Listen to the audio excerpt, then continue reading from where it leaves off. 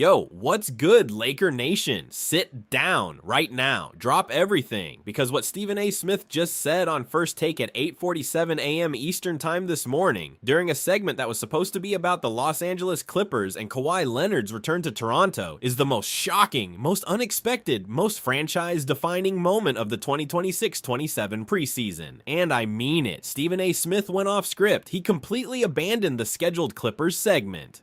He held up his index finger to Molly Karam, and he delivered a bombshell that has already broken the internet. Stephen A. Smith just guaranteed on live television with the full weight of his sourcing network that Brandon Ingram is going to be a Los Angeles Laker before the season starts.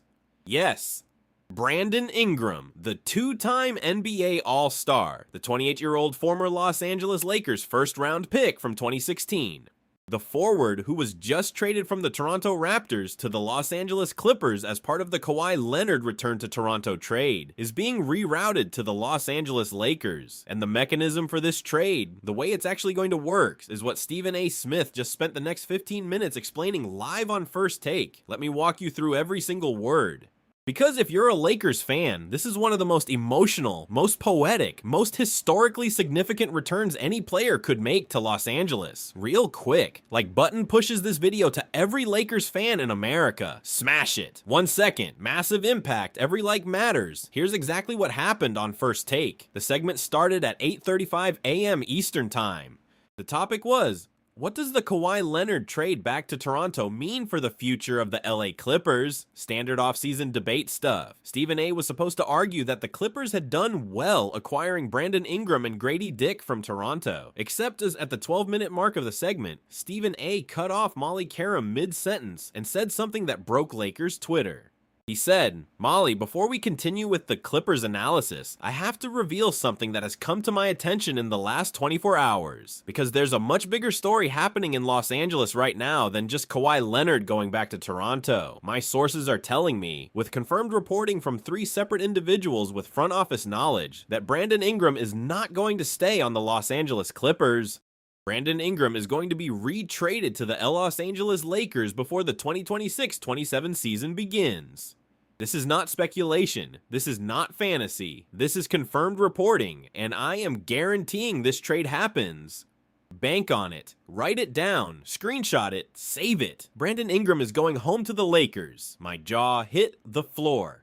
Because Brandon Ingram, the guy who was drafted by the Los Angeles Lakers with the number 2 overall pick in the 2016 NBA draft, went to New Orleans in the 2019 Anthony Davis trade. He then made 2 All-Star teams in New Orleans, won Most Improved Player, and became a legitimate star. And in June 2026, as part of the massive Kawhi Leonard return to Toronto trade, Ingram was routed to the LA Clippers. But apparently, according to Stephen A., his sources, the Clippers are already looking to move Ingram, and the Lakers are the destination. Stephen A. laid out the trade framework in detail. He said, the framework being discussed involves Brandon Ingram going from the Los Angeles Clippers to the Los Angeles Lakers. In return, the Clippers receive Rui Hachimura, Gabe Vincent, the Lakers' 2029 first-round pick, top 6 protected, and cash considerations. Ingram would join the Lakers as their primary wing option next to Luka Doncic. He would slide in at the small forward or power forward position depending on what other trades happen in the coming weeks. Additionally, Ingram has agreed to restructure his contract terms with the Lakers, moving from his $40 million cap hit for 2026-27 to a more manageable $32 million cap hit through additional years of guarantees. This deal has been discussed at the highest levels of both organizations for the last 2 weeks. The framework is essentially done. What's left is the medical clearance on Ingram's post-heel surgery status. Y'all, that framework is fascinating because the reason this trade is happening now versus later at the trade deadline is Ingram's heel surgery status. Ingram had heel surgery in June 2026 to remove a heel spur. He's expected to be ready for training camp in September. The Clippers, according to Stephen A.'s sources, apparently don't want to invest in Ingram long-term.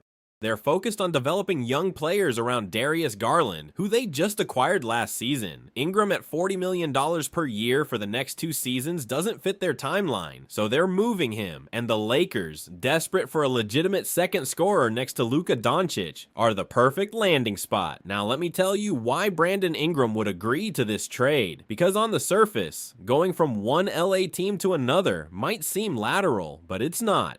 Playing for the Los Angeles Lakers is a completely different experience than playing for the LA Clippers. The Lakers have 17 championships. The Clippers have 0. The Lakers play at the Crypto.com arena as the primary tenant.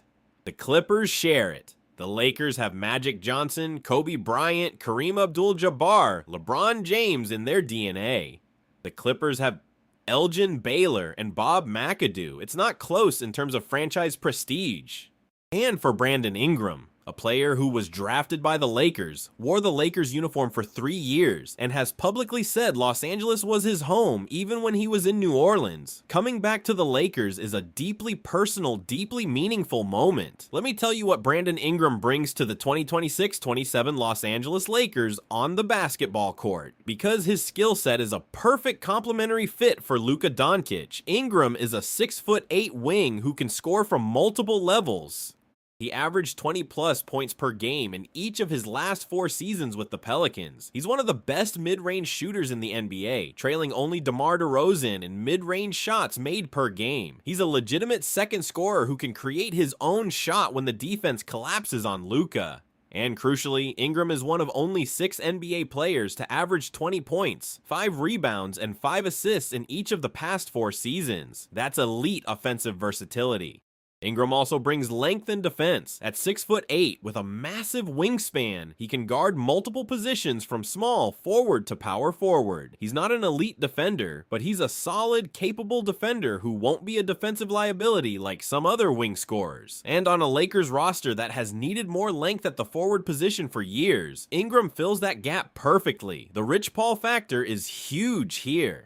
Because Brandon Ingram is a clutch sports client, represented by LeBron James's longtime agent and business partner Rich Paul. Rich Paul has deep relationships with the Los Angeles Lakers organization. He has represented Anthony Davis. He represented LeBron James. He has back-channel communications with Rob Pelinka that go back years. If Rich Paul is quietly pushing for Brandon Ingram to come to the Lakers front office is going to listen, and Stephen A. Smith's sources are almost certainly connected to Rich Paul's network, which makes the guaranteed reporting far more credible. Concern 1, Ingram's injury history. He missed the last 2 games of Toronto's 2026 playoff series against Cleveland due to heel pain. He had heel surgery in June 2026. He's been sidelined since December 7, 2025 due to a significant ankle sprain. In his 9-year career, he's played 70-plus games only once, and 60-plus games only 4 times. That's a massive red flag for a player being acquired for championship contention. Concern 2, the contract. Ingram is on a $40 million cap hit for 2026-27 and a $41.9 million player option for 2027-28, even at the restructured $32 million rate Stephen A. mentioned. That's a lot of money for a player who might not be available for 60 games. Concern 3. The fittee with Luka. Both Luka Doncic and Brandon Ingram are ball-dominant scorers. Both need touches. Both play best when they have the ball in their hands. If JJ Redick can't figure out how to distribute possessions between them, it could be a chemistry disaster. But you know what? At 28 years old, in his prime, with playoff experience and elite scoring ability, Ingram is exactly the kind of second star the Lakers have been searching for since LeBron James left the team. Rob Pelinka is doing what smart GMs do, targeting complementary talent that fits with his franchise player.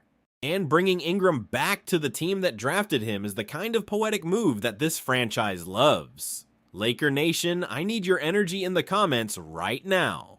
Was Brandon Ingram worth Rui Hachimura and a first-round pick? Do you think his heel will hold up for 82 games? Is Rob Pelinka finally making the aggressive moves this franchise needs? And the biggest question, with Ingram joining Luka, Reeves, and potentially Zion Williamson if that trade also happens, are the Los Angeles Lakers the official favorites in the Western Conference? Drop your prediction below, smash that like, subscribe, ring that bell for max notifications. Laker Nation forever! Welcome home, Brandon.